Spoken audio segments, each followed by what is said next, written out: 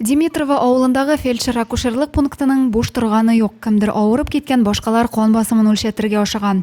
Фельдшер Тәгъзимә Ситникова тәүлекнең кайсы вакыты булуына карамастан килә алмаучы авыруның өенә чаба. Үзеңнең эшеңне яратсаң, эшләргә була. Кыенлыкларда, карда күрим мин басып китә бөтен җиренә. Миңа кыен түгел.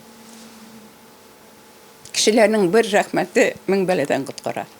Димитровада 112 кеше яши, шуның 13 балалар. Һәр кайсы медицина ярдәме сорап авыл фельдшер-акушерлык пунктына мөрәҗәгать итә.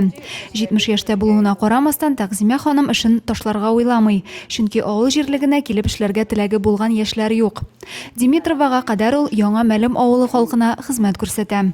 Новый Налим дигән авылда анда ФАПны яптылар, потому что кеше аз калды население. Шуңа күрә аннар анда япкач, без бит как военнообязанные инде булырга тиеш. Кайда куйсалар, шунда эшләргә тиеш. Анна мине монда куйдылар.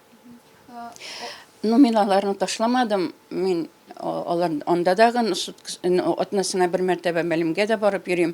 Монда беренчел медицина ярдәме күрсәтү өчен кирәкле дарулар, җиһазлар бар. Хезмәт шартлары заманча фельдшер-акушерлык пунктларындагы кебек булмаса да, Тәгъзимә Ситникова үз эшен җиренә җиткереп башкара.